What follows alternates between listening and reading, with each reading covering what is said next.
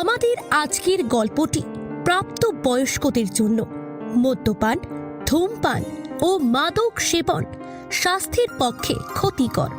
গল্পে দেখানো খুন খারাপি, তন্ত্রমন্ত্র শুধুমাত্র প্লট তৈরির জন্য লেখা।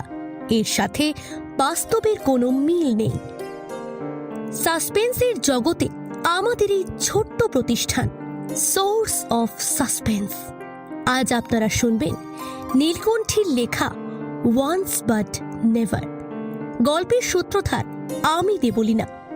শুরু হচ্ছে ওয়ান্স বাট নেভার।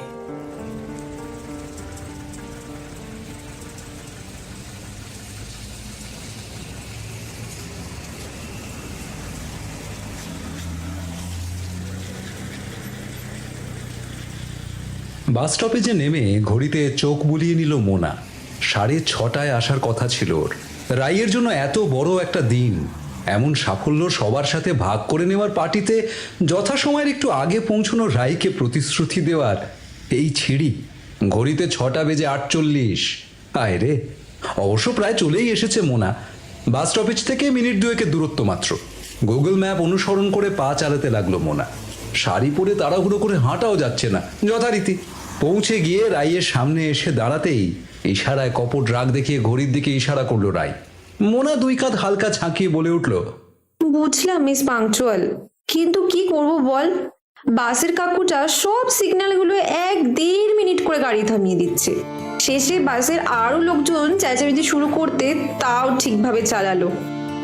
মোনার কথা শুনে রাই আর তাকে ঘিরে থাকা জনা 6 বন্ধু কিছুক্ষণ একদম চুপ করে গেল। স্থির দৃষ্টিতে তাকিয়ে রইল মোনার দিকে। তারপরই সবাই মিলে হেসে ফেললো হো হো করে। The face Sage it all. তুমি ধরা পড়ে গেছো বৎস। মিথ্যার একটা বিশেষত্ব আছে, শুধু বললেই হয় না। সেটি যেমন নিজেকে সত্য বলে মানতে হয়, তেমনি তোমার সামনের মানুষটার মনের মধ্যে ঢুকে গিয়ে সেই মিথ্যেকে সত্য বলে প্রমাণ করতে হয় তার থেকেও অনেক বেশি। বুঝলে, মিথ্যা নিজেই একটা সত্য মিথ্যার লুকোচুরি খেলা। এগিয়ে এসে রাই জড়িয়ে ধরলো মোনাকে। মোনা কানে কানে বলল, দারুণ লাগছে তোকে, এই জন্যই তো বলি ব্ল্যাক শুটস ইউ। রাইও কানে কানে বলল মোনাকে, also black describes me the most. বন্ধুদের মাঝে হাসাহাসি চলছে। এমন সময় পাশ থেকে রাহুল সুমিতের কাঁধে হাত রেখে বলল, বলছিলাম যে সবাই একটু গলা ভিজিয়ে এলে ভালো হয় না? কি বলো সবাই? এত শুকনো মুখে ঠিক আড্ডাটা জমছে না। নিশ্চয়ই, নো ফর্মালিটি বন্ধুগণ। ছোট্ট একটু পার্টি, অল্প কিছুই আয়োজন, সবই তোদের জন্য। বাড়ির হলেই রাইয়ের সব অল্প আয়োজন। একদিকে মকটেলের কাউন্টার, আরেকদিকে দেওয়ালের লাগোয়া টেবিলগুলিতে সাজিয়ে রাখা অন্তত 30 পদ। সামান্য। মনে মনেই হেসে নিল রাহুল কথাটা শুনে। আর সবাই পা বাড়ালো মকটেল কাউন্টারের দিকে। পার্টিও নেহাত ছোট নয় অবশ্য। রাইয়ের বাড়ির হলঘরটা বেশ বড় জায়গা, আর এর মধ্যে অন্তত 100-2 লোক উপভোগ করছে রাইয়ের সাফল্যের এই পার্টি। রাইয়ের প্রেসের বন্ধু, অফিসের জুনিয়র সিনিয়র, এছাড়া অন্যান্য বন্ধু বান্ধব অনেকেই এসেছে। আবার বেশ কয়েকজন আসেওনি। নিজের গ্লাসে এক চুমুক দিয়ে রোহিত বলেই ফেললো, আজ তো বন্ধুদের সাথে মজা করছিস, কিন্তু কাল এই বন্ধুদের কথা মনে থাকবে আদেও? কেন? স্মৃতি তাদেরকেই আঁকড়ে ধরে যারা আপন হয়। আর তোরা ঠিক কি আমার কাছে, সেটা কি আর আলাদা করে বলতে হবে নাকি? কি জানি বাবা, মানুষ সেলিব্রিটি হয়ে গেলে অতীতের স্মৃতিগুলোকে বেখেয়ালেই সরিয়ে ফেলে হয়তো। কি শুনলাম, পুরো লেখক লেখক ভাব। তবে হ্যাঁ, আজ আমি এখানে যে আছি এর পিছনে অনেকটা কৃতিত্বই আমি মোনাকেও দিতে চাই। কারণ একদিন ও আমার লেখা দেখে আমাকে উৎসাহ দিয়েছিল এতখানি। বারে, তুই আমার জায়গায় থাকলে করতিস না বুঝি? রাই একটু হাসলো। সত্যিই তো, বছরের শুরুর সাধারণ সেই রাই আজ বিখ্যাত লেখিকা রাই চ্যাটার্জি। বছরের সবচেয়ে বেশি বিক্রি হওয়া বই জীবন খাতার লেখিকা। ছেপে বেরোনো 1.5 মাসের মধ্যেই রাইয়ের লেখা বই রেকর্ড পরিমাণে বিক্রি হয়েছে। পাবলিকেশনের লোকজনের কাছে এখনো অনেক অনেক বইয়ের ডিমান্ড পড়ে আছে। আরও ডিমান্ড আসতে চলেছে বলেই একটা মোটা অঙ্কের টাকা কালকেই দিয়ে গেল পাবলিশার্সদের তরফ থেকে। অহরহ ছাপা চলছে রাইয়ের থ্রিলার উপন্যাস। ছোটখাটো গল্প এদিকে ওদিকে লিখতে লিখতে এমন চমকপ্রদ উত্থানের ফ্ল্যাশব্যাক মনে পড়লে রাইও কিছুটা অবাক হয় বই কি। ও হ্যাঁ হ্যাঁ হ্যাঁ, মনে পড়লো। আগের সপ্তাহেই তো রায়ের সামনে একটা বিশাল লম্বা লাইন। সবাই রায়ের কেনা বই হাতে দাঁড়িয়ে একে একে তারা আসছে, আর রায় সই করছে প্রথম পাতায়। তা গর্বের বিষয় অবশ্যই। রাই সুমিতের কথা শুনে আবার বর্তমানে ফিরে এলো, ঠোঁটে সেই চিরাচরিত মৃদু হাসি। আর তুইও বাড়িয়ে বলার সুযোগ পেয়ে গেলি। এমন সময় পিছন থেকে ডাক এলো। ম্যাডাম, সময় হয়েছে, প্লিজ আসুন। রাই জানে তার উদ্দেশ্যে কথাটা বলেছে প্রেসেরই একজন। তার দিকে তাকিয়ে রাই বলল, এই তো আসছি, 1 মিনিট। এই বলে রাই বন্ধুদের দিকে তাকিয়ে বিনয়ী স্বরে বলল, আচ্ছা তোরা এখানেই থাক, বরং আমি একটু সামনে যাই। সবার থেকে অনুমতি নিয়ে রাই এগিয়ে এসে দাঁড়িয়ে পড়ল সবার সামনে। ঠিক পিছনের দেওয়ালে রাইয়ের বইয়ের বুক কভারের ছবি বড় করে টাঙানো হয়েছে দেওয়াল বরাবর। সেটিরই সামনে রাখা চেয়ারে বসে পড়ল রাই। তার সামনে এগিয়ে দেওয়া হলো তারই ছেপে আসা একটি বই। বইয়ের মলাটে একবার ধীরে হাত বুলিয়ে রাই বলতে শুরু করলো সামনের মাইকের দিকে মুখ এগিয়ে এনে। শুরুতেই সবাইকে ধন্যবাদ জানাই আমার সাফল্যে আমার সাথে থাকার জন্য, কারণ আমার লেখা আপনাদের অনুপ্রেরণা থেকেই চলে। আপনাদের ভালোবাসায় আরো ভালোভাবে লিখতে বসি। আমার লেখালেখির শখ ছিল ঠিকই, কিন্তু সেটা বইয়ের আকারে প্রকাশ করায় উৎসাহ আমি পেয়েছি আমার বন্ধু মোনার থেকেই। তাই তাকেও আমি ধন্যবাদ দিতে চাই। এবার আসি আমার বইয়ের বিষয়ে। আমার এই বই অনেকেই হয়তো কিনেছেন, পড়েওছেন, আবার অনেকেরই হয়তো সেভাবে সময় হয়নি পুরোটা পড়ে দেখার। পড়ে দেখতে পারেন, আর একটু পড়ে দেখতে ইচ্ছা হবেই। আর সেই ইচ্ছা আর একটু বাড়িয়ে দেওয়ার জন্য আমি আমার গল্পের বইয়ের কিছুটা অংশ পড়ে এবং কিছুটা ছোট করে বলার চেষ্টা করব। দেখাই যাক, যারা পড়েননি তাদের বই নিয়ে পড়ে দেখার এবং যারা পড়ে ফেলেছেন তাদের আরেকবার পড়ে দেখার উৎসাহ আনতে পারি কিনা। সামনের টেবিল থেকে জলের গ্লাসটা তুলে নিয়ে এক ঢোক জল খেলো রাই। এরপর যথাস্থানে গ্লাসটি রেখে দিয়ে আবার বলা শুরু করলো। তৃষার আজ সকাল থেকেই একটা হালকা অস্বস্তি বোধ হতে শুরু করেছে। কম দিন তো হলো না, টাকাও নেই, যেটুকু আছে সেটা দিয়ে মাসের বাকি 7টা দিন চালাতে হবে। এই টাকা দিয়ে পাউডার আর কেনা যাবে না। এমনিতেও ধরপাকড় এমন চলছে দেখে শেয়ানাগুলো পাউডারের পাউচের দাম বাড়িয়ে দিয়েছে। কি যে করা যায়, এদিকে মাথাটা বেশ ঝিমঝিম করছে। বমি বমি ভাব, গায়ে কেমন একটা ঝাঁকুনি দিচ্ছে বারবার। রাগে খেয়ে ফেলেছে তৃষাকে দিনে দিনে, কিন্তু তৃষার কাছে এই ড্রাগই সবচেয়ে দরকারি। ওই পাউডার যখন নাকে টেনে নেয় তৃষা, ক্ষণিকের জন্য মাথাটা ধরে থাকলেও তারপর থেকে আলাদাই চঞ্চনে লাগে নিজেকে। কষ্ট হচ্ছে, কিন্তু কিছুই করবার নেই।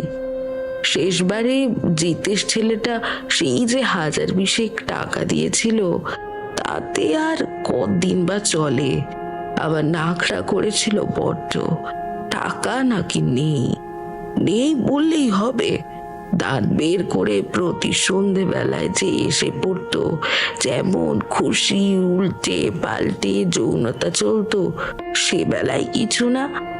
অবশ্য যৌনতার খিদে শুধু একদিকেই যে ছিল তেমনটাও তো নয়।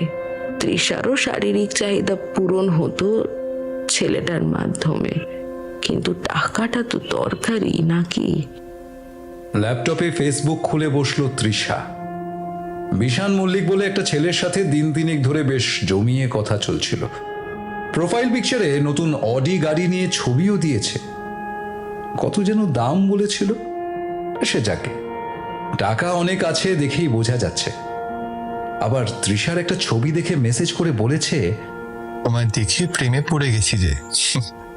রোম্যান্স উথলে উঠেছে বেশ। প্রোফাইলে মেসেজ করলো তৃষা। আজ কি করছো? মিনিট দুয়েকও কাটলো না, উত্তর এলো, আপাতত অফিস যাব, কিছু শৈশাবুত করবার আছে, একটা বড় অফার আসছে তাই, তবে দুপুরের পর কিন্তু ফ্রি আছি। তৃষা টোপ ফেললো। দেখা করবে? প্রত্যাশা মতোই উত্তর এলো, তাই নাকি প্রিয়ে? তাহলে বলো, ইয়োর প্লেস আর মাইন। উত্তর পেয়ে গেল তৃষা, সম্মতি আছে। এবার ব্যাপারটা হাতের মুঠোয়। তৃষা বলল, আজ তাহলে কোনো রেস্টুরেন্টে চলো। আসলে আর্থিকভাবে অতটা সচ্ছল নই, তোমায় বলেইছি। ভাড়া বাড়িতে থাকি, বাবা মা নেই, সেটাও তুমি জানো। তাই আর কি তোমায় আমার বাড়িতে ডাকতে কুণ্ঠা বোধ হচ্ছে। উত্তর এলো, ধুর বাবা, এসব কেউ ভাবে? ফিনান্সিয়াল স্ট্যাটাসটা কিছু বড় কথা নয়। এক কাজ করি, তোমার বাড়ি আসি। তৃষা প্রত্যুত্তরে লিখল, আসবে? আসলে আমি খুবই খুশি হব। সত্যি বলছো তো? নিশ্চয়ই আসবো, ওই ধরো 5টা নাগাদ, আর সন্ধ্যেটা একসঙ্গে কাটিয়ে রাতে বাড়ি ফিরবো। মুচকি বাঁকা হাসি হাসলো তৃষা। কাজ হয়ে গিয়েছে। ড্রাগ আর শরীর, এই দ্বিপাক্ষিক খিদের কিছুদিনের ব্যবস্থা করা হয়ে গিয়েছে। এবার তাহলে নিজের রেকর্ড রাখা যাক। ছেলেটার প্রোফাইল পিকচারের ছবিটা ঘরের প্রিন্টার থেকে প্রিন্ট করিয়ে ফেললো তৃষা, আর ছবিটা নিয়ে হাত বোলাতে বোলাতে আলমারির দিকে এসে আলমারিটা খুলে জামা কাপড়ের একেবারে তলা থেকে একটা গোলাপি রঙের ফোল্ডার বের করে নিল সে। ফোল্ডারে কয়েকটা পাতা আটকানো আছে, কয়েকজনের ছবি, আর কোনাকুনি ভাবে কাটা দেওয়া আছে লাল মার্কার পেন দিয়ে। ফোল্ডারে রাখা পাতাগুলো গুনতে লাগলো তৃষা। 10, 11, 12, 13, 14। আর এই জায়গায় চলে এসো তুমি, বিশান মল্লিক, 15 নম্বর। আলমারি গুছিয়ে নিয়ে স্নান করতে বাথরুমের দিকে পা বাড়ালো তৃষা। তারপরে বেশ কিছু ব্যবস্থা করার আছে যে।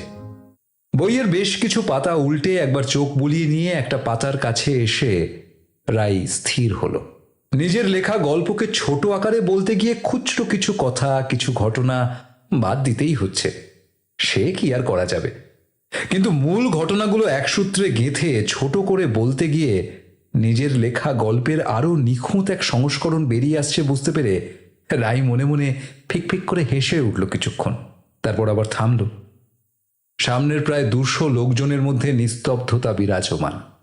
সামনে রাখা গ্লাসটা তুলে আরেক ঢোক জল খেল। তারপর গ্লাসটা যথাস্থানে রাখল রাই। সবার চোখে অনুসন্ধিৎসা। অনেকেই গল্পটা পড়েছে, তবে আরেকবার পড়ার জন্য সেই উৎসাহ আনার চেষ্টায় রাই পুরোপুরি সফল। রাইয়ের সামনে কৌতূহলী 2 শতাধিক মুখ দেখে রাই আবার বলতে থাকলো, সেই বিকেলে বিশান এলো, রাত অব্দি থাকলো। বেশ অন্তরঙ্গ মুহূর্ত ভাগ করে নিল তৃষা আর বিশান। হাতে হাত, উষ্ঠদ্বয়ের উষ্ণতা বিনিময়, নিজেদেরকে আরো কাছে টেনে নিল দুজনে। বলা ভালো, এটা বিশানের মনে হয়েছিল তৃষার পরিকল্পনা ঠিক পথেই এগোচ্ছিল। বিশান চলে যাওয়ার সময় যখন জিজ্ঞাসা করলো, তা এরপর কবে দেখা করা যায় তৃষা ম্যাডাম? তখন তৃষা হতাশার দীর্ঘশ্বাস ফেলে বলে ওঠে, জানি না, কারণ এই মাসের বাড়ি ভাড়া না দিতে পারলে আমায় উঠে যেতে হবে। 3 মাসের ভাড়া বাকি। এই মাসের ভাড়াটাও আটকে দিলে এই বাড়ির মালকিন আর থাকতে দেবে না, তখন তো বাড়ি খুঁজতে হবে। তাই ওর মাঝে দেখা করাটা হয়তো হবে না। বিশান কথাটা শুনে গম্ভীর মুখে আশ্বাস দেবার মতন করে বলল, তুমি চিন্তা করো না, উনি কত ভাড়া নেন? তৃষা মনে মনে বিজয়ীর হাসি হাসল। এটাই তো চেয়েছিল সে, শুধু কিছুক্ষণ অন্তরঙ্গতার বিনিময়ে একটা ঠিকঠাক টাকার অঙ্ক পাওয়া যাচ্ছে। আর কি চাই? কিন্তু তৃষা এরপরেও গররাজি হয়ে বলল, আমার সাথে প্রথম দেখাতেই আমায় এতগুলো টাকা বের করে দিচ্ছ? বিশ্বাস থাকাটা ততক্ষণই গুরুত্বপূর্ণ যতক্ষণ না পর্যন্ত সেই বিশ্বাস নিজেই তোমার মনে অবিশ্বাসের বীজ বুনে যায়। বিশান অবশ্য কিছুই শুনল না, হাতে ধরিয়ে দিয়ে গেল 1010 টাকা নগদ। আর কালকে এসে বাকি টাকা দেওয়ার প্রতিশ্রুতিও দিল সে। সাথে অবশ্য যখন বিশানের বাবার অফিসে চাকরির অফারটা দিল বিশান, তৃষা বারণ করলো, না বিশান, এটা হয় না। তুমি আমায় টাকা দিয়ে ধার শোধ করতে দিয়েছ, এবার বলছো চাকরিও দেবে। এতটা ঋণের বোঝা চাপিয়ে দিও না প্লিজ। আমি চেষ্টা করতে চাই আরো কিছুটা, তুমি শুধু সাথে থেকো। বিশানের মনে জায়গা করে নিল কথাটা। তৃষার গালে চুমু খেয়ে সেদিনের মতো চলে গেল বিশান। দরজা বন্ধ করে খাটে এসে বসলো তৃষা, পাশে রাখলো টাকাটা। ফোন করলো একটা নাম্বারে। ফোন ধরতেই তৃষা সোজাসুজি বলে দিল, 2 ছোট প্যাকেট পাউডার কাল সকালের মধ্যে দিয়ে যেও। পরের দিন আবার দুপুরের দিকে এলো বিশান। তবে শুধু বাড়ি ভাড়ার টাকাটাই নয়, নিজের হাত খরচ চালানোর জন্য বেশ কিছু টাকা দিয়ে চলে গেল সে। বলল বাবার কোনো একটা কাজের জন্য 2 দিন শহরের বাইরে থাকবে, আর প্রতিশ্রুতি দিয়ে গেল ফিরে এসে একটা গোটা দিন তৃষার সঙ্গে অন্তরঙ্গ সময় কাটাবে তারা। চলে যায় বিশান তার গাড়িতে চড়ে। দরজা বন্ধ করে দেয় তৃষা। নোটের বান্ডিলটা নাকের সামনে নিয়ে গন্ধ নিতে নিতে এগিয়ে গেল নিজের ঘরের দিকে। মনে মনে বলল, একে ভালোভাবে খেলাতে হবে, অনেক টাকা বের করা যাবে। এমন মালদার পার্টিকে এত সহজে হাতছাড়া করব না। তবে এখনো ড্রাগের পাউচের ডেলিভারি বয়টা এলো না কেন? মোবাইলে টাকা তো পাঠানোই হয়ে গিয়েছিল কালকে। অস্বস্তি বাড়ছে শরীরে, দরদর করে ঘামছে তৃষা। সকাল থেকেই ঠান্ডা ভাব লেগেছিল। দুপুরের পর থেকে অস্বাভাবিক রকম গরম অনুভূত হচ্ছে তার। লোকটাকে ফোন করে শাসাতে হবে। সে কি জানে না যে এই জিনিস চটজলদি দরকার হয় তৃষার? তাহলে এখনো এসে পৌঁছলো না কেন জিনিসটা? ফোন করতে সুইচ অফ বলছে বারবার। বিরক্ত হয়ে তৃষা ফোনটা ছুঁড়ে মারলো খাটে। উফ, এত গরম, এত ঘাম বইছে। আর পারল না তৃষা। আবার স্নান করতে বাথরুমে ঢুকে শাওয়ারটা অন করে দিল। মনে মনে গজগজ করতে লাগলো সে, ভীষণ এক রাগে। টাকা নিয়ে এমন চ্যাংড়ামি করা ছুটিয়ে দেবে তৃষা। ওরা জানে না তৃষা সিংহের বাবা মা কে ছিল। শেষের এই ছিল কথাটা মনে বলে উঠতেই মনটা কেমন ভার হয়ে গেল তৃষার। মনে ভিড় করে উঠল কিছু ঘটনার ছোট ছোট কিছু ঝলক। ছোটবেলা থেকেই বাবা মা মেয়ের এই 3 জনের সংসার হওয়ায় তৃষাকে কোনো কিছুর অভাব কখনোই অনুভব করতে দিত না তৃষার বাবা আর মা। যেটা চাই সেটা মুখে বলবার আগেই তৃষার সামনে এনে হাজির করত তারা। আর্থিকভাবে মোটামুটি সচ্ছলতাই ছিল। পড়ার জন্য নামে ইংলিশ মিডিয়াম স্কুলে ভর্তি হয়েছিল তৃষা। তবে তৃষার বরাবরই বেশি যাওয়ার প্রবণতা বাবা মায়ের থেকে তৃষাকে ক্রমশই দূরে নিয়ে যায়। কোনো অন্যায় আবদার যদি বল প্রয়োগ করিয়ে বাবা মায়ের থেকে উসুল করে নিতে পারে তো ঠিক আছে, কিন্তু যদি বাবা মা কোনো কারণে বারণ করে তাহলে তৃষার ভয়ানক রাগ আর জেদ চেপে যায়। আর এই জেদের বশে বাড়ির জিনিসপত্র ভাঙচুর করতে থাকে। নিজের ক্ষতি করতে থাকে আঘাত করে। তাতে বাধ্য হয়েই একরকম বাবা মাকে নতি স্বীকার করতেই হয় একটা সময় পর। বাবা মায়ের কাছে থেকেও বিগড়েই যাচ্ছিল তৃষা, আর তারা অপরাগ হয়ে শুধুই দেখতে থাকে। ফুল বন্ধুর সংসর্গ হয়েছে জেনেও কিচ্ছু করতে বা বলতে পারতো না তারা। কথায় কথায় চলে যাওয়া আর আত্মহত্যার হুমকি দিত সে। বাবা মায়ের তার মেয়ের প্রতি দুর্বলতা তাদেরকে আবার নতি স্বীকারে বাধ্যই করত। কিন্তু একটা সময় পর তৃষার বাবা কঠিন এক সিদ্ধান্ত নেয়। তৃষাকে বাইরের রাজ্যে পড়তে পাঠিয়ে দিল। ব্যাঙ্গালোরে চলে এসে পরিবর্তন হলো ঠিকই, কিন্তু সেটা হলো আরো খারাপ, ভীষণ খারাপ এক পরিবর্তন। তৃষার জীবনে বাসা বাঁধল ড্রাগ। তৃষা এখানে এসে কিছু ড্রাগ দালালদের সাথেই বন্ধুত্ব করে ফেলল, আর কলেজ ছেড়ে দিল মাস 2 মধ্যেই। কলেজের লাগোয়া মেস ছেড়ে দিয়ে উঠল এক নতুন ভাড়া বাড়িতে। সেই বাড়ির বছর 70-এর বৃদ্ধা মালকিন নিতা মাথুরের প্রথম দেখায় তৃষাকে খুব ভালোই লেগে গিয়েছিল। মহিলার স্বামী আগেই মারা গেছেন, আর ছেলে তার বউকে নিয়ে ক্যালিফোর্নিয়াতে থাকে কর্মসূত্রে। বছর খানেকের বেশি হয়ে গিয়েছে, সে আর আসে না, ফোনও সেভাবে করে না, তবে টাকা পাঠায় মাঝে মাঝে। আর বৃদ্ধার অবসর সময়ে একটু মনুষ্য সংসর্গের জন্যই এই ভাড়া দেওয়া।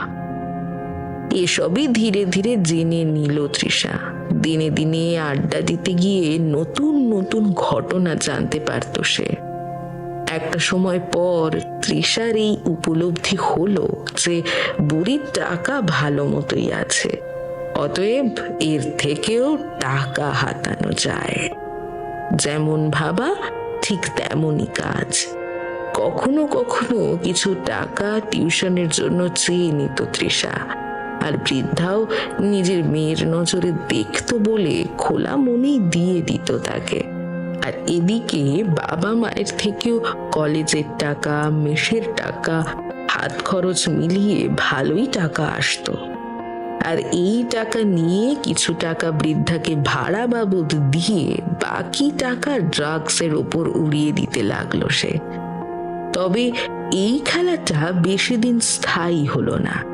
হঠাৎ একদিন বাবার ফোন এলো। বেশি কথা হলো না, শুধু তৃষার বাবা এটাই বলল, মোনা, তোর এত কিসের অভাব ছিল? হ্যাঁ, মাসের পর মাস আমাদের বললি যে দারুণ পড়াশোনা চলছে, আর আমরাও টাকা পাঠাতে থাকলাম যাতে কোথাও কোনো অসুবিধায় না পড়তে হয় তোকে। সেটার এই প্রতিদান দিলি? হ্যাঁ, ঠিক আছে, তুই যেমন চলবি ভেবেছিস সেরকমই চল। তবে একটা কথা শুনে নে, আজ থেকে আমরা আর একটা টাকাও তোর কাছে পাঠাবো না। তোর দায়িত্ব এবার থেকে তোর নিজের, বুঝলি? ফোনটা কেটে গেল ওপার থেকেই। তৃষা সিদ্ধান্ত নিল ফিরে আসার, তবে এবারে এসে থেকে যাওয়ার জন্য নয়, বরং একটা ব্যবস্থা করতে। 3-4 পরে তৃষা আবার ফিরে এলো ব্যাঙ্গালোরে। তার মুখে শোভা পাচ্ছে একটা বিজয়ীর হাসি, কারণ সে তার টাকায় স্থায়ী একটা ব্যবস্থা করে তবেই এসেছে, যেখানে বাবা মা কিছু বলতে বা করতে পারবে না। কিভাবে প্রতিবাদ করবে তারা? তারা তো এখন অনেক অনেক দূরে।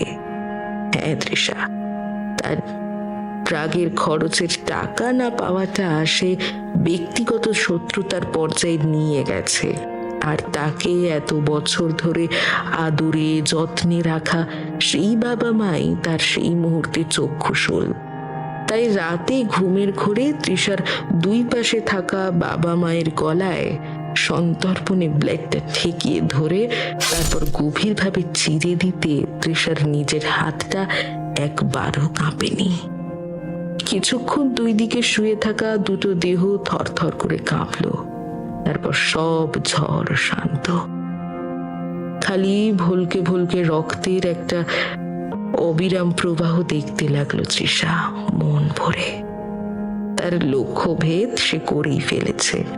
এরপর লাশ দুটো বেপাত্তা করে দেওয়াটা তৃষার মতো একজনের পক্ষে কতক্ষণের কাজ। রাতের অন্ধকার সব কুকর্মের সরলতম সমাধান। রাতের অন্ধকারেই তৃষাও তার কাজ শেষ করে ফিরে এলো ব্যাঙ্গালোরে। তবে এবার নিতা মাথুরের কাছে তৃষার ব্যবহার কেমন যেন ঠেকলো। ফিরে এসেই সারাদিন ধরে নিজেকে ঘরে আটকে রাখা, ঘরের বাইরে থেকে সারাক্ষণ মদের কটু গন্ধ ভেসে আসা, সন্ধ্যের সময়ে আচমকা চেঁচামেচির আওয়াজ শুনে নিতা মাথুর নিজের ঘর থেকে বেরিয়ে এসে বুঝতে পারে চেঁচামেচির আওয়াজ তৃষার ঘর থেকেই আসছে। কাউকে যেন ফোনে শাসাচ্ছে সে। তবে একটা লাইন বৃদ্ধার কানে আসতে বৃদ্ধার বুকটা ছ্যাদ করে উঠল। যেমন করে 3 দিন আগে আমার বাপ মা মরেছে আমার হাতে, সেভাবেই কোনদিন তোকেও সাফ করে দেব, কেউ টের পাবে না রে শুয়োর। হতবুদ্ধি হয়ে এক জায়গাতেই দাঁড়িয়ে রইল নিতা মাথুর। কিছুক্ষণ পর তৃষা ঘর থেকে বেরিয়ে আসতে নিতা মাথুরকে ঘরের বাইরে দেখে তার মুখের অভিব্যক্তি দেখে বুঝতেই পেরেছিল যে তার আর গোপনীয় কিছুই নেই। অতএব গোপন কথা 5 কান হওয়ার আগে এই সমস্যারও উপযুক্ত ব্যবস্থা নেওয়া দরকার। অবশ্য যার হাত নিজের বাবা মায়ের গলা চিরে দিতেও কাঁপেনি, সেখানে নিতা মাথুর তো নিজের কেউই নয়। তাকে গলা টিপে মারার পরেও মৃত্যু নিশ্চিত করতে ঘরের দেওয়ালে কয়েকবার ভীষণ গায়ের জোরে নিতা মাথুরের মাথাটা ঠুকে দিল তৃষা। শেষবার ঠুকতে গিয়ে অবশ্য খানিকটা রক্ত ছিটে এসেছিল তৃষার জামায়। আর সেই নিথর দেহেরও ব্যবস্থা হয়ে গেল সেই রাতের অন্ধকারেই। পাড়ায় কেউই তার খোঁজ নেওয়ারও নেই, তাই সেদিকেও একেবারেই চিন্তা করতে হয়নি। তৃষার স্মৃতি রোমন্থনে হঠাৎ ব্যাঘাত ঘটল। বিড়বিড় করে সে বলে উঠল, I miss you mom dad. দীর্ঘশ্বাস ফেলল রাই। বইয়ের প্রায় মাঝামাঝি জায়গা পেরিয়ে গিয়েছে। চোখ দুটো বন্ধ করে কি একটা যেন ভাবছে। কিছুক্ষণ এমন থাকার পর চোখ খুলে সবার দিকে তাকিয়ে আবার স্বাভাবিকভাবে হাসল। সবাই রাইয়ের দিকেই তাকিয়ে আছে এক দৃষ্টে, মোহিত হয়ে। রাই হালকা হেসে বলল, আসলে কি বলুন তো, গল্প বলতে বলতে হারিয়ে গিয়েছিলাম কিছুটা। মনে হচ্ছিল যেন সবটা নিজের চোখের সামনে হচ্ছে আর সবটাই স্পষ্ট অনুভব করছি। ভিড়ের মধ্যে থেকে রাইয়ের একজন জুনিয়র বলে উঠল, দিদি, তোমার গল্প তোমার কাছেই শুনে বেশ লাগছে। রাইও মুচকি হেসে বলল, তাই?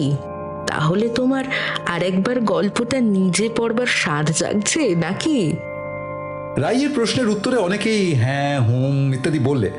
রাই মাথা নাড়ল ইতিবাচক ভঙ্গিতে। তারপরে আবার বলতে শুরু করলো।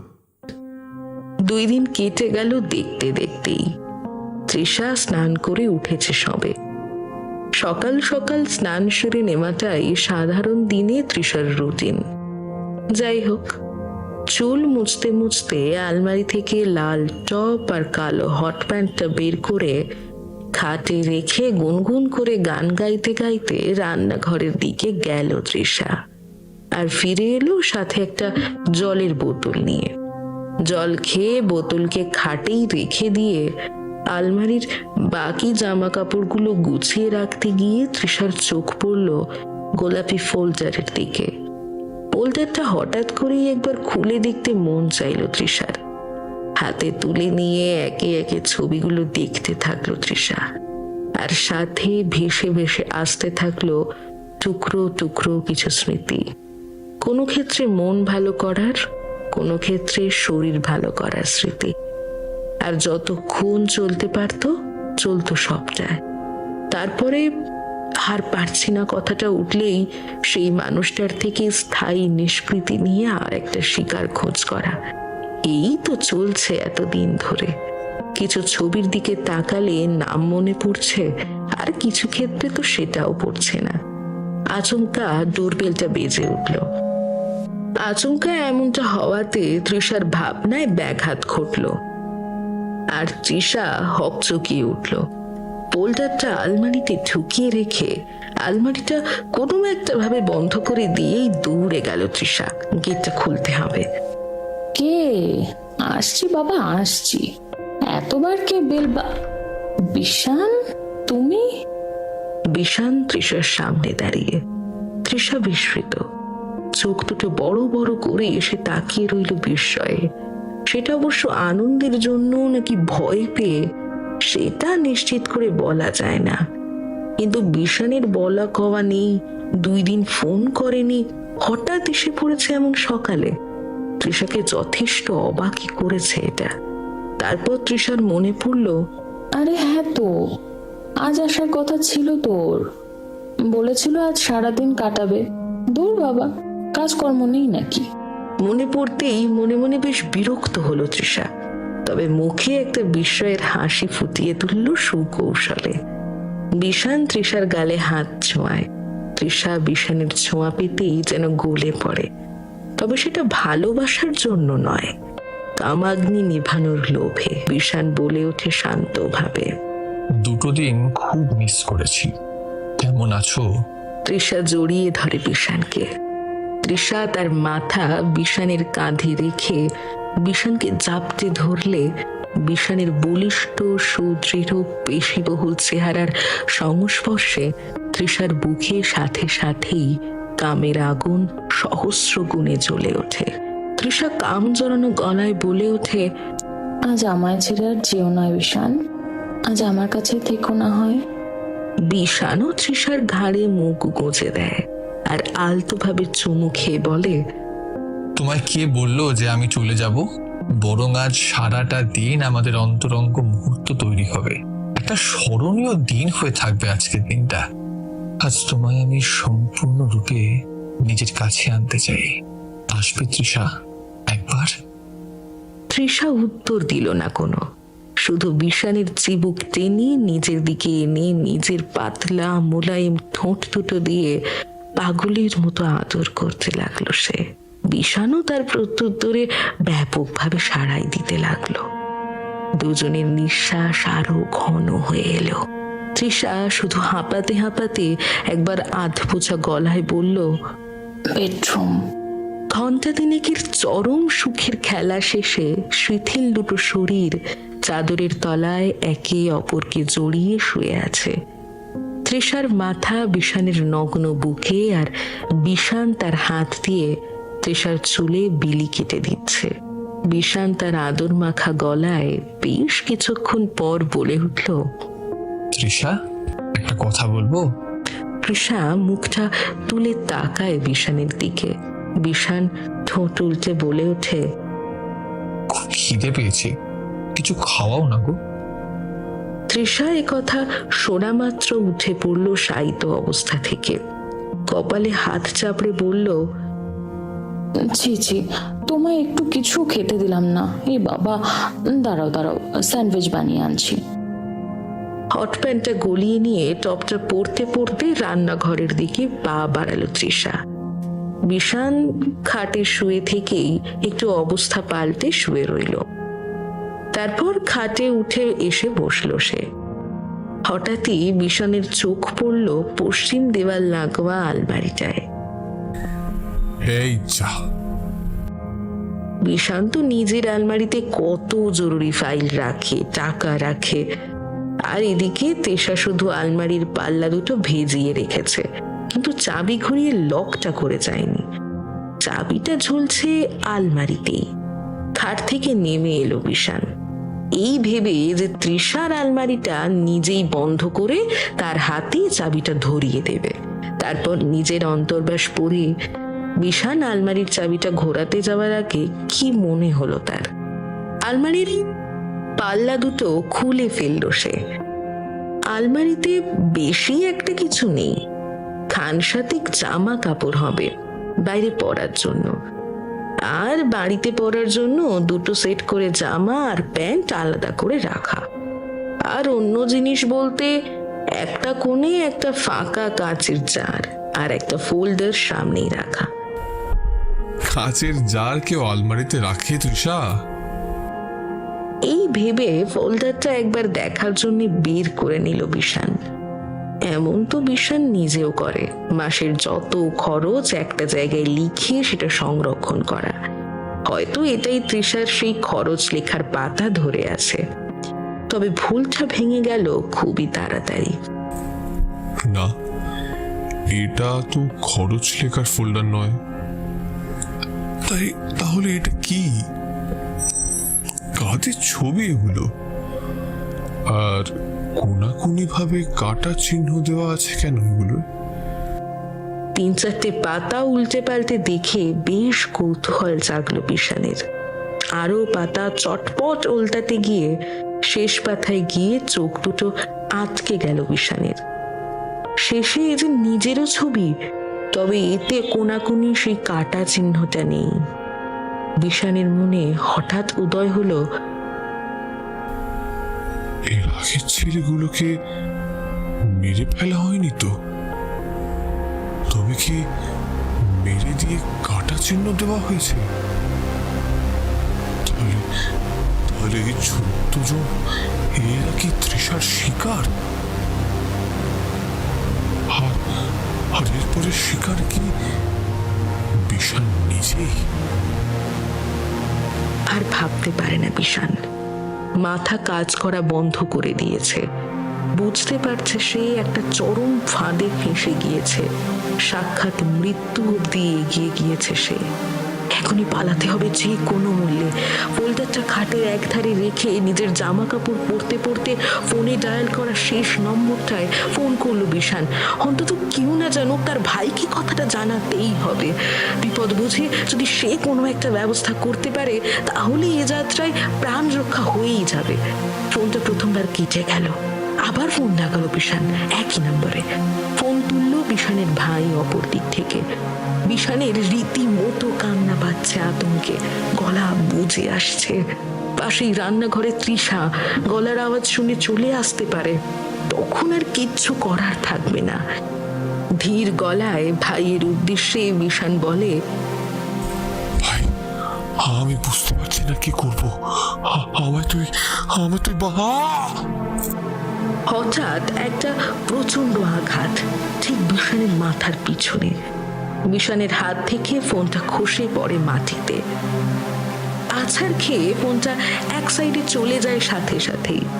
আর বিশানের কম্পমান হাত আঘাত পাওয়ার স্থানেই একবার স্পর্শ করতেই রক্ত বেরোচ্ছে সেটা বুঝতে পারে। চোখের দৃষ্টি আবছা হয়ে আসে। ঘুরে কোনো রকমে সাহায্যের হাত বাড়ায় সামনের অস্বচ্ছ অবয়বের দিকে। কিন্তু সামনে দাঁড়িয়ে থাকা তৃষা নিরুত্তাপ হয়ে দেখতে থাকে সেটা। হাতে রাখা রড বরাবর বিশানের রক্ত চুইয়ে নামছে। বিশানের জ্ঞান ফিরল কিছুক্ষণ পরে। নিজেকে সে আবিষ্কার করলো চেহারে 2 হাত 2 পা বাঁধা অবস্থায়, মুখে টেপ লাগানো তার। আর সামনে খাটে ফোল্ডারটা হাতে নিয়ে বসে আছে তৃষা, মুখে একটা শয়তানি হাসি। হাতে তার লাল রঙের মাকা পেন, সামনে বিশানেরই ছবি। কোনাকুনি ভাবে কাটতে থাকলো সে। বিশানের আতঙ্কে হাত পা অসাড় হয়ে গেল। চিৎকার করারও শক্তি নেই, আর মুখটাও বন্ধ হয়ে আছে। বিশানের দিকে তাকালো তৃষা, শীতল চাহনি তার। বিশান ভয় পেয়ে গেল। এমন তৃষাকে তো সে চেনেই না। তৃষা উঠে দাঁড়িয়ে বলল, বিশান, ভেবেছিলাম তোমার সাথে আরো অনেকদিন চলবে খেলাটা, কিন্তু কি বলতো, তুমি তোমার খেলাটা জেনেই গিয়েছো। আর যে আমার ব্যাপারে এতটা কিছু জেনে যায় তাদের আর বাঁচিয়ে আমি রাখি না বিশান।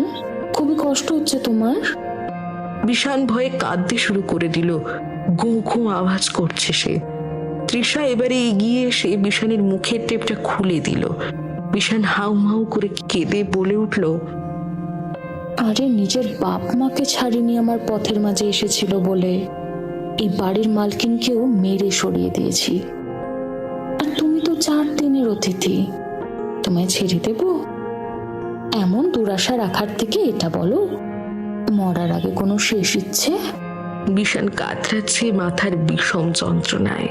কাতর কণ্ঠে কান্না চেপে রেখে বলে ওঠে বিশান, তৃষা, তৃষা আমাকে ছেড়ে দাও তৃষা, আমি তোমার কোনো ক্ষতি করিনি, আমাকে মেরে ফেলো না তৃষা, আমাকে যেতে দাও। আমার বাবা, আমার মা, আমার ভাই সবাই অপেক্ষা করছে, আমায় তাদের কাছে যেতে দাও প্লিজ, প্লিজ তৃষা, আমাকে ছেড়ে দাও। তৃষা বাঁকা হাসি হেসে বলে, বিশ্বাস ততক্ষণই বিশ্বাসযোগ্য যতক্ষণ না পর্যন্ত বিশ্বাস কোনো রকম বিশ্বাসঘাতকতার মুখোমুখি হয়। বিশ্বাসের জোরে সবকিছু আপন হবে এমনটা তো জরুরি নয়। তোমার বিশ্বাস তোমাকেই মোবারক। তৃষা এগিয়ে আসে। বিশানের কোনো অনুরোধ, কান্নাকাটি তার মনে কোনো দাগ ফেলে না।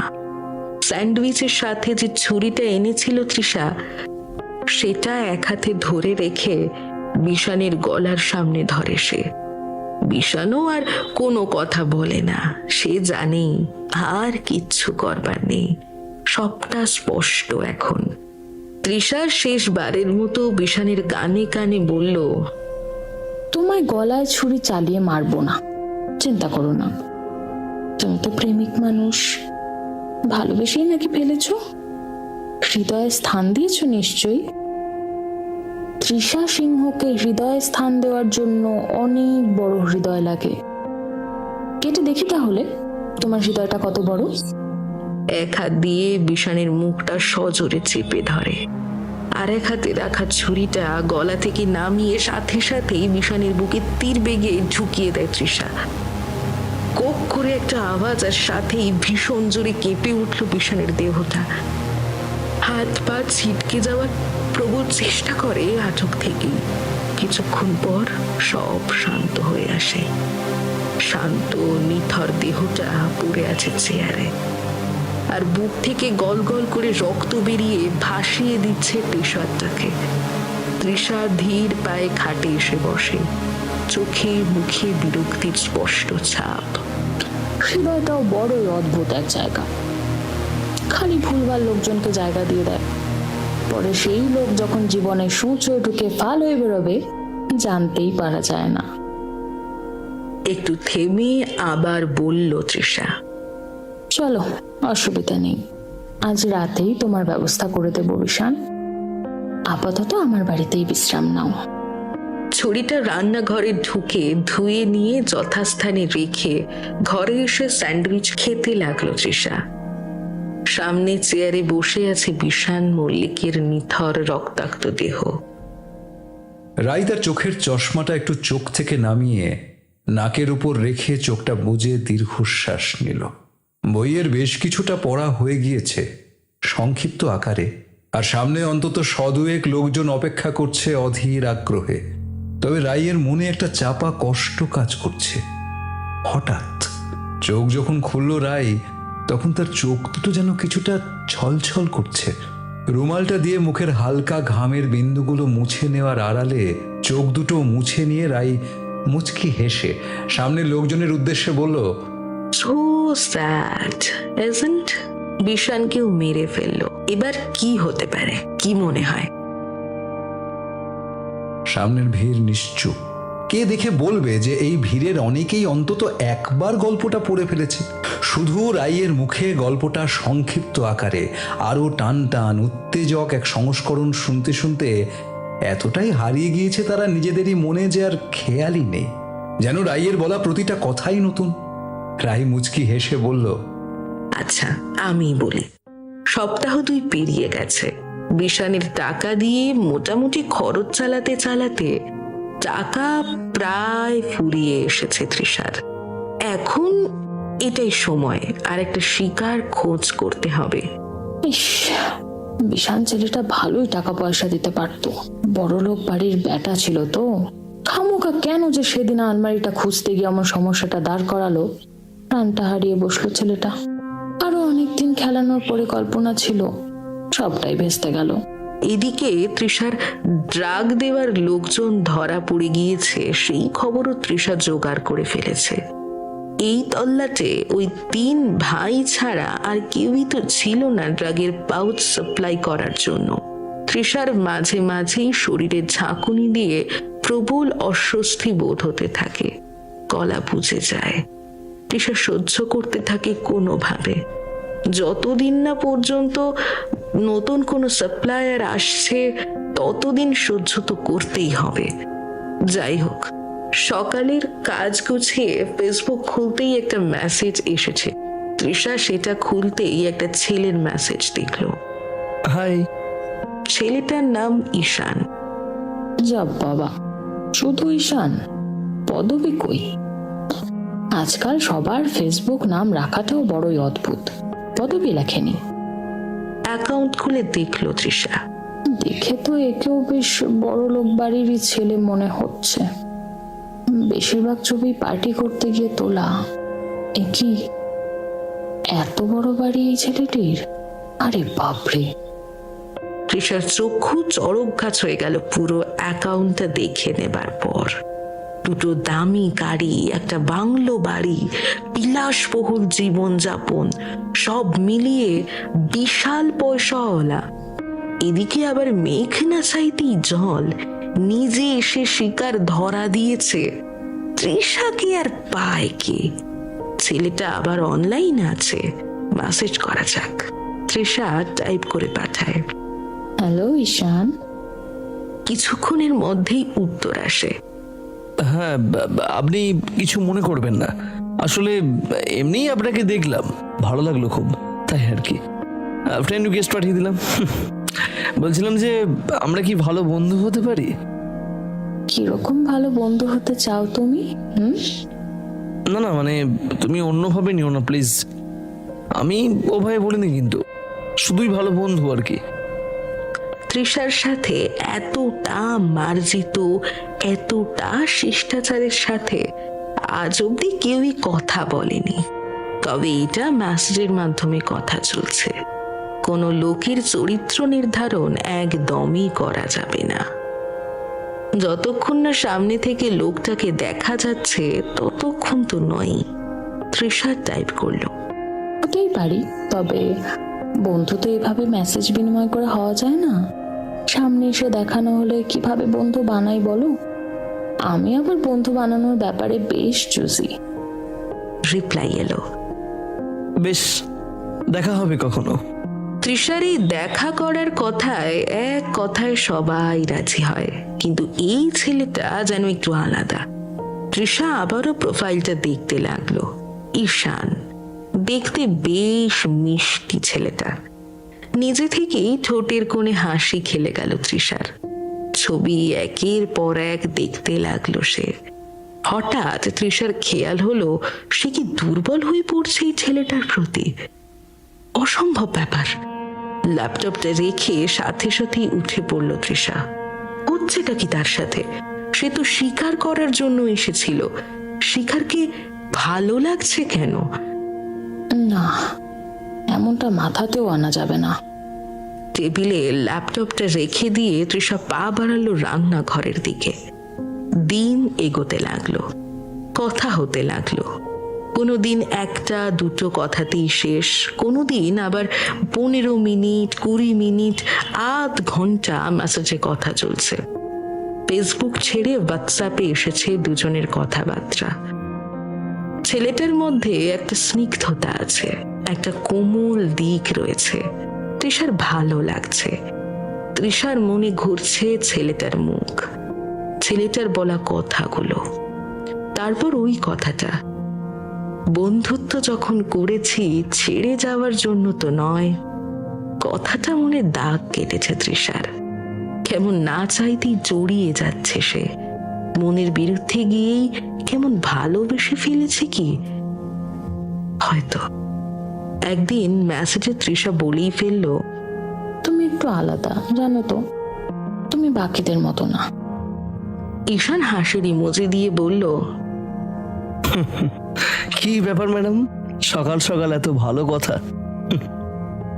তৃষা মেসেজে লিখলো না কিছু, শুধু মুচকি হাসলো আনমনে। এরপর দেখা হলো একদিন। তৃষা অন্যান্য বাড়ির মতো আকর্ষণীয় হয়ে সাজলো না সেদিন। ছিমছাম জামা কাপড় পরে সামনে এলো ঈশানের। ঈশানও তাই, একেবারেই সাদা মাটা, শুধু পোশাকেই নয় ব্যবহারেও। তৃষাকে স্পর্শ পর্যন্ত করেনি ঈশান, খালি পাশে বসেই আছে। হোটেলে খাওয়া দাওয়া করে বেরিয়ে একান্ত সময় পার্কে কাটানোর সময়ও ঈশান তার লাজুক স্বভাবেই আবদ্ধ। এই দেখে তৃষা নিজেই তার হাত বাড়িয়ে ধরল ঈশানের হাতটা। ঈশান লজ্জায় হাসলো, শুধু কিছু বলল না।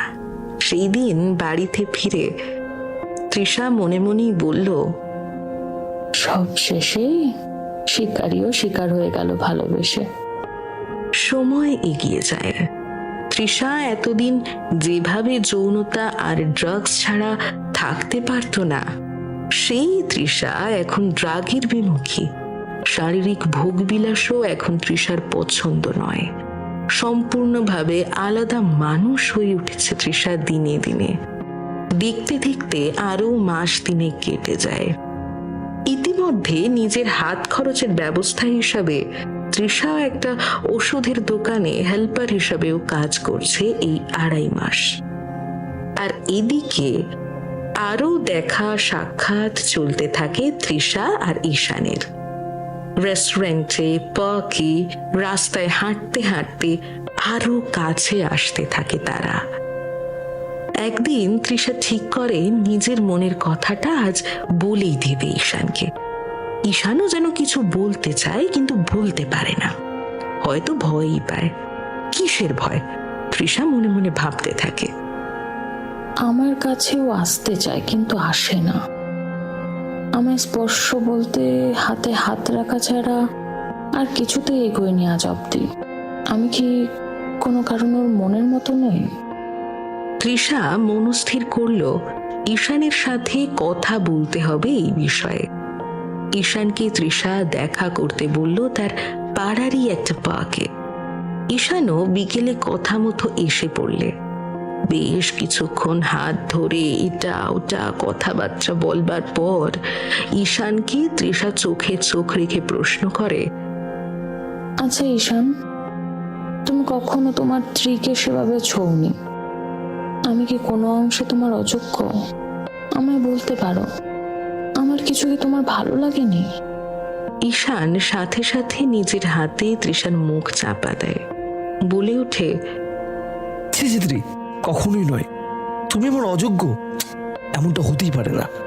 তুমি একটা ছোট্ট মিষ্টি ফুল, খুবই কোমল, খুবই পবিত্র।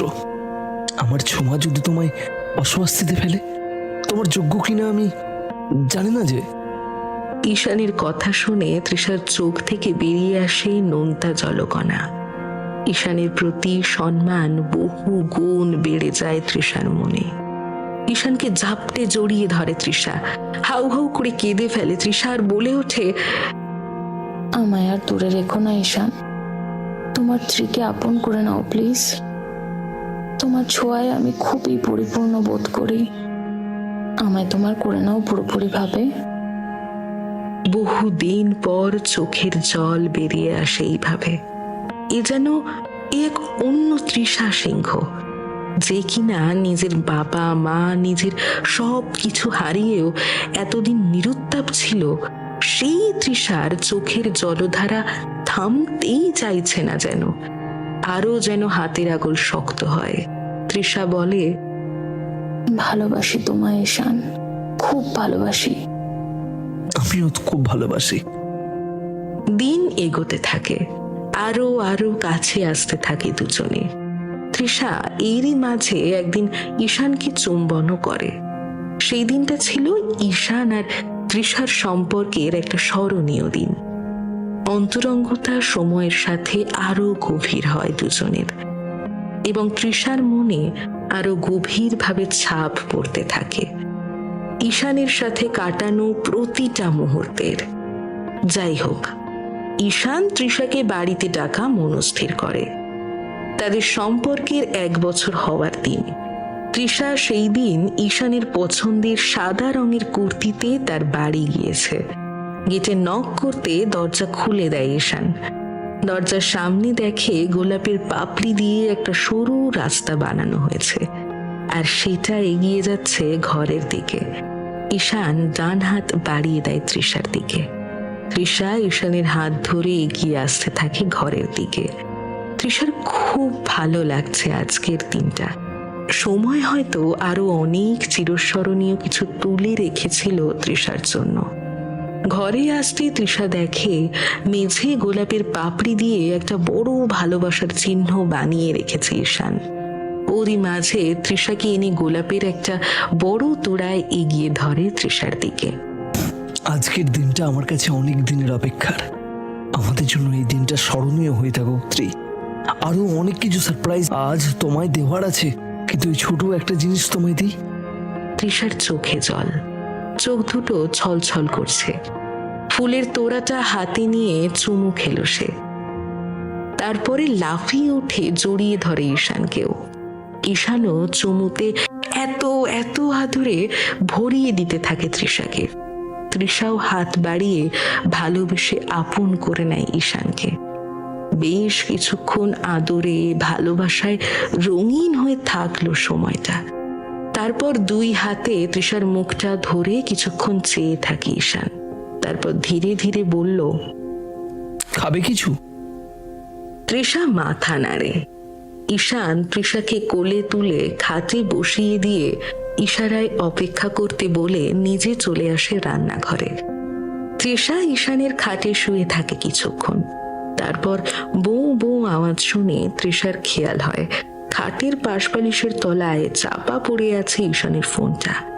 সেটিকে তুলে নিল তৃষা নিজের হাতে। কি অফিসের একজন মেসেজ করছে, স্যার সম্বোধন করে কি যেন লিখেছে। অতটা খেয়াল করলো না তৃষা। তবে ফোনটাই ঈশান তার অভ্যেস মতোই লক করেনি। সহজেই ফোনটা খুলে গেল। তারপরে ফোনে স্ক্রল ডাউন করে নিজের সেলফি কয়েকটা তুলে নিতে গ্যালারির নিজের ছবিগুলো দেখতে লাগলো সে। বাহ, ছবিগুলো বেশ ভালো উঠেছে তো, দামি ফোন বলে কথা। এরপরে পরপর সব ছবি দেখতে থাকে তৃষা। একে একে ঈশানের অফিসের ছবি, গাড়ির ছবি, গাড়ি চালানোর ভিডিও, তারপরে ঈশানের কিছু সাহসী ছবি দেখতে থাকলে তৃষা মন ভরে। বেশ পুরুষালী চেহারা, তবে বড়ই লাজুক সে। তৃষার সামনে ফোনের এক একটা ছবি পাল্টে যাচ্ছে আর আরো ছবি ভিডিও দেখা যাচ্ছে পরপর। তারপরে আচমকা একটা ছবি এলো আর তৃষার মাথা থেকে পা পর্যন্ত সারা শরীর হিমশীতল হয়ে গেল। ঈশান আছে ছবিতে, আর তার সাথে আরো একজন অস্বাভাবিক চেনা মুখটা। তৃষার পূর্ব পরিচিতই। তৃষার সারা শরীর কাঁপছে, যেন মেরু প্রদেশের ঠান্ডা জেঁকে বসেছে তার গায়ে, আর কপালে জমে উঠেছে বিন্দু বিন্দু ঘাম। এরপরে একের পর এক ছবি, দুই ভাইয়ের গলায় গলায় ছবি সব। এই তো সেই টি শার্ট, এটাই তো পরে সেই দিন। পাগল পাগল লাগছে তৃষার। মাথা কাজ করা কখন বন্ধ করে দিয়েছে। এতটাই চোখ বিস্ফারিত হয়ে সে তাকিয়ে আছে ফোনের স্ক্রিনের দিকে যে তার খেয়ালই নেই কখন ঈশান প্লেটে করে স্যান্ডউইচ নিয়ে তার পাশে এসে দাঁড়িয়েছে। হঠাৎ তৃষার ঘাড়ের পিছন থেকে একটা গরম নিঃশ্বাস পড়ল। তৃষার স্নায়ু আর ক্রিয়াশীল নেই। ঈশানের অস্বাভাবিক একটা ঠান্ডা কণ্ঠস্বর শোনা গেল। তাহলে জেনে গেলে আমার পরিচয়। নমস্কার মিস তৃষা সিংহ, আমি ঈশান মল্লিক, আপনার শেষ শিকার বিশান মল্লিকের ছোট ভাই। থামলো রাই এবারে। চশমাটা চোখ থেকে খুলে ফেললো একেবারে। সামনে সবাই অধীর আগ্রহে চেয়ে আছে রাইয়ের দিকে। শেষটা শোনার প্রবল ইচ্ছে সবার। কে দেখে বলবে যে এদের বেশিরভাগই গল্পটি একবার অন্তত পড়ে ফেলেছে। রাই তাদের ইচ্ছেটা বুঝলো সহজেই, আর এবারে শান্ত স্বরে বলল, সবটা যদি আমি বলে দিই তাহলে গল্প পড়ার মজাটা আর থাকবে না। যে শেষটার স্পয়লারটা আর না হয় নাই দিলাম, নিজেদেরকেই পড়ে দেখতে হবে। কার কি হলো, কি পড়ে দেখা হচ্ছে নাকি আবার? রাইয়ের মুখে স্নিগ্ধ হাসি। ঘন্টা দুয়েক পেরিয়ে গিয়েছে, পার্টি শেষ। সবাই রাইকে শুভরাত্রি জানিয়ে ফিরে যাচ্ছে যে যার বাড়িতে। রাইও ঘরে গিয়ে ফ্রেশ হয়ে জামা কাপড় পাল্টে বেরিয়ে পড়লো গাড়ি নিয়ে। গন্তব্য শহর এলাকার একটু বাইরে। 1 ঘন্টা মতো রাস্তা পেরিয়ে একটা জায়গায় গাড়িটা এসে থামলো। বেরিয়ে এলো রাই তার গাড়ি থেকে। সামনে একটা বড় বাংলো বাড়ি। বাড়ির বিস্তৃত বাগান দিয়ে হেঁটে চলে আসে রাই বাড়ির দরজার সামনে। চাবি ঘুরিয়ে দরজা খুলে বাড়িতে এসেই দরজাটা বন্ধ করে দিয়ে সোজা এগিয়ে যায় সিঁড়ি বেয়ে নিচের দিকে। মাটির তলার দিকে একটাই ঘর। বাইরে থেকে আলোটা জ্বালিয়ে দরজা খুলে ঘরে ঢুকলো রাই। ঘরের মধ্যে এক কোণে চোখ মুখ হাত পা বেঁধে রাখা হয়েছে একজনকে। রাইয়ের জুতোর খটখট শব্দ কানে আসতে লোকটি মৃদু গোঁ গোঁ করে উঠল। রাই এসে চোখ আর মুখ খুলে দিল লোকটির। লোকটির আর কথা বলার বা চিৎকার করার মতো শক্তি নেই। রাই তার কাঁধের ব্যাগটা উল্টো দিকের সোফায় রাখল। তারপর লোকটির দিকে তাকিয়ে বলল, কি গো আদিত্য, স্যান্ডউইচ খাবে? তোমার জন্যই এনেছি। সামনে আদিত্য সিংহ। রুগ্ন ভগ্নপ্রায় চেহারার দিকে তাকিয়ে আছে সে রাইয়ের দিকে। রাই হাসে মিষ্টিভাবে, বলে, জানো তো আদিত্য, মানুষের হৃদয়টাও বড়ই অদ্ভুত একটা জায়গা। খালি ভুলভাল লোকজনকে জায়গা দিয়ে দেয়।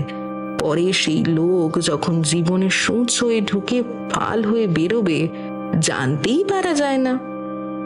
একটু থামে রাই, তারপর আবার বলে ওঠে, কিছু মনে পড়ে? এই মুহূর্তের সাথে তুমি তো অনেকটাই পরিচিত। তোমার 15 নম্বর শিকার ফাল্গুনী চ্যাটার্জি, আমার দিদি, সাইয়ের কথা মনে পড়ে? ঠিক এভাবেই আটকা পড়েছিল, আর তুমি কষ্ট দিয়ে মেরে ফেলেছিলে। আদিত্য গোঁ গোঁ করতে থাকে কিছুক্ষণ, আর কিছু অস্পষ্ট কথা বলে যা রাইয়ের বোধগম্য হয় না। রাই অবশ্য সেদিকে কর্ণপাতও করে না। ব্যাগ থেকে বের করে নেয় একটা ফোল্ডার। তাতে এক এক করে মেয়েদের ছবি উল্টাতে থাকে সে।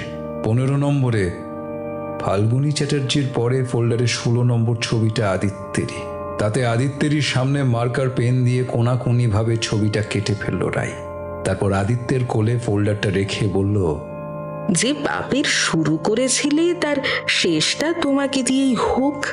পাপ তার শেষ কিস্তিতে পাপীকেই মাত করবে এবার। রাই তারপর কিছুক্ষণ কি একটা ভাবল। তারপর উৎসাহের সাথে আদিত্যকে বলল, আরে জানো, তোমায় নিয়ে লেখা গল্প আমার নামে বেরিয়ে এইটুকু সময়ের মধ্যে এই বছরের বেস্ট সেলার বই হয়েছে। তোমায় যে কি বলে ধন্যবাদ দেব জানি না। যত দিন বাঁচবো তোমায় ধন্যবাদ দেব মনে মনে। কারণ কি বলতো, তোমার প্রয়োজন ততদিনই ছিল যতদিন না তোমার গল্প সবাই জানছে, সবাই তোমার ব্যাপারে জেনে নিয়েছে। ব্যাস, তোমার আর প্রয়োজন নেই। এবার তোমার ব্যবস্থা আজ রাতেই করতে হবে আমায়। রাতের অন্ধকারে সব পাপ মিলিয়ে যায়, তাই না? একটা ধারালো সরু ছুরি বের করে নিল রাই তার ব্যাগ থেকে। সোজা ঠেকিয়ে ধরলো আদিত্যের বুকে। তারপর বলে উঠল, মনে পড়ে সাইয়ের বুকে ছুরি চালিয়েছিলে তুমি? কারণ সে তোমায় ভালোবেসেছিল। তুমিও তো আমায় ভালোবেসেছ। তবে চিন্তা করো না, তোমায় এইভাবে মারবো না। ছুরিটা সরিয়ে এনে সেটা সোজাসুজি আদিত্যের গলা দিয়ে উলম্বভাবে ফুঁড়ে দেয় রাই, একেবারে মস্তিষ্ক ফুঁড়ে যাওয়ার মতো। ফিনকি দিয়ে রক্ত বেরিয়ে আসতে থাকে। আদিত্য চোখ দুটো বিস্ফারিত অবস্থায় স্থির হয়ে যায়। সামনে চেয়ারে এসে বসে রাই। বিড়বিড় করে বলতে থাকে, তোমার হৃদয়ে কতটা ভালোবাসা ছিল জানি না আদিত্য, তবে তোমার যে মস্তিষ্কে এতটা পাপ করার মানসিকতা তৈরি হয়েছিল সেটা নষ্ট করা আগেই দরকার ছিল। আজ সাইয়ের আত্মা শান্তি পেল। একটু সময় থমকে তাকিয়ে থাকে রাই, তারপর আবার বলে, এভাবেই এই গল্পের শেষ। এখানে আদিত্য সিংহের আর গল্পের তৃষা সিংহের। ধন্যবাদ পাঠকবর্গ। দীর্ঘশ্বাস ফেলে নিজের ব্যাগটা গুছিয়ে নিল রাই। তারপর আদিত্যের নিথর রক্তাক্ত দেহের দিকে তাকিয়ে বলল, চলো Aditya, let's go for drive.